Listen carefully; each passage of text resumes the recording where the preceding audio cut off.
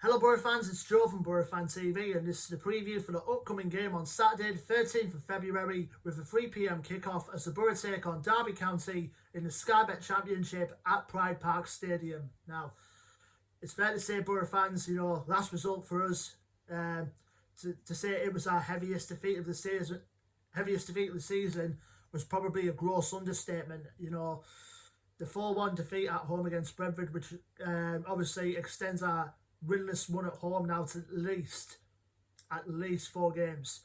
Even though we started out well, we got the opening goal in the first 5 minutes, even though it will go down as an Ethan Pinnacle goal. But since after that, Brentford showed their class and showed that they're one of the best formed teams in the Championship this season so far. Took advantage of Ivan Toney grabbing the equaliser, and then second half is when they really got going.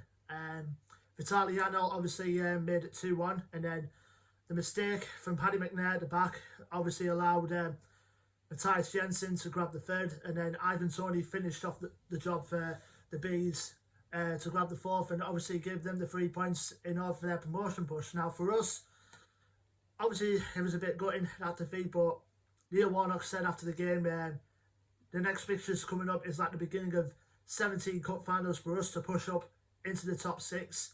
We're still sitting in 7th place at the moment going into this game now. We're currently now 5 points behind the playoffs.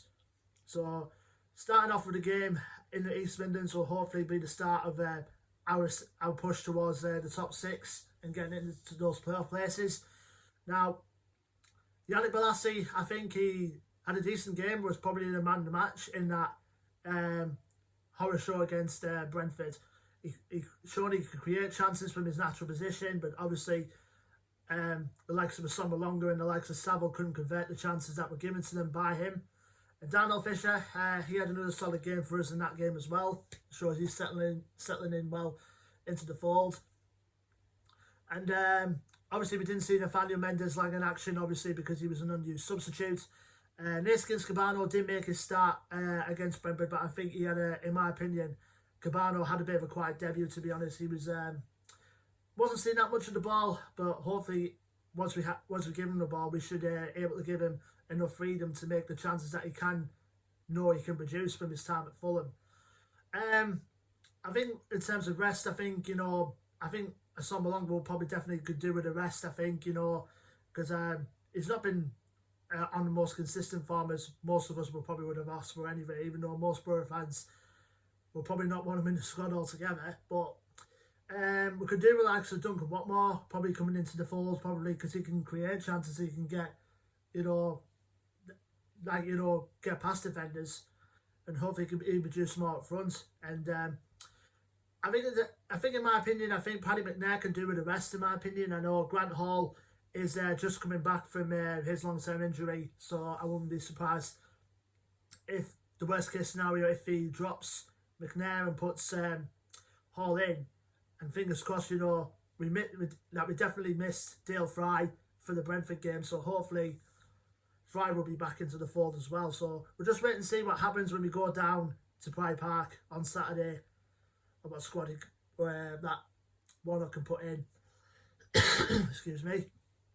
Now we'll go to our opponents, Derby County, who are obviously now under the sole charge of Wayne Rooney, currently alongside Liam Messina and Shea Given as his coaching staff, with obviously former Borough manager Steve McLaren up there upstairs, as technical director, to provide him a bit of know-how to get slowly into first team management like a duck, you know what I mean. But Derby County, for a club as big as they are, they're not exactly out of the woods yet, aren't they, in terms of where they are on the table. They currently sit in third bottom of the league and 22nd going into this game against us. The current record going into this game is played 27, won 7, drawn 7 and lost 13. Now, they were supposed to be playing this last weekend away at Barnsley in the league, but that got postponed due to a waterlogged pitch. But the game beforehand, you could definitely tell that Derby are a side that not out of the woods in terms of relegation yet, because they got beat 3-0 away from home at the hands of Rotherham. And obviously we know the results of our perspective against Rotherham this season, that's for sure. But in terms of Derby, you know, there's all the stuff behind the scenes, you know, the proposed takeover that could happen, you know.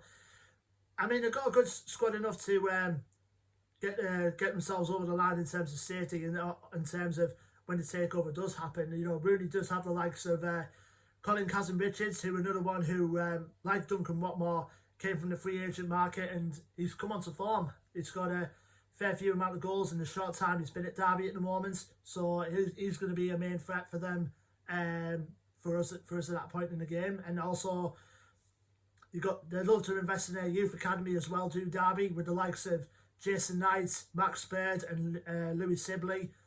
And also, Boro fans, we all know about Patrick Roberts, don't we? He's now there at the club after his second spell with us at the club. Didn't really work out for him, wasn't it? He didn't fit into the system that Neil Warnock likes to play, that's for sure. And we're just hoping, fingers crossed, that he doesn't come back to haunt us, does Patrick Roberts. And also got the likes of Lee Gregory on loan from Stoke, of course, who can be a good striker in this level, as well as Martin Waghorn as well. And Kamil Jozwiak, I think I pronounced it right, the Polish winger, he's going to be a threat as well. So, and David Marshall as well, the goalkeeper, full Scotland international. We all know about his heroics at international level. So I think Derby, in terms of a squad, you know, they've got a squad, you know, that can produce the goods in order to stay up. It's just a matter of if Rooney can give them the motivation, you know, to keep them in this level.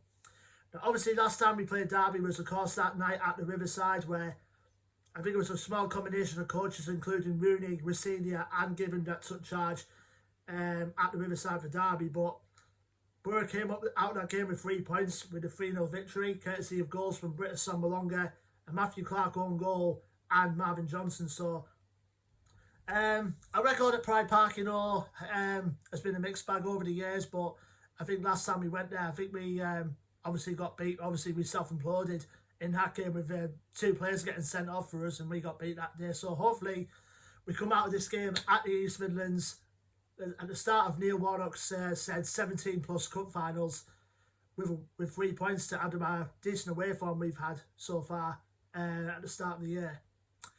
Anyway, Boro fans, leave your thoughts and predictions in the comment section below. Don't forget to like, share and subscribe as always. Our social media links to our Facebook, Twitter and Instagram are in the description. Until then, I'm being Joe from Boro Fan TV, and I will see you for the next preview video, which will be for the game on the Tuesday night following this game, which is at home against Huddersfield Town at the Riverside. So until then, take care, stay safe, and up the Boro.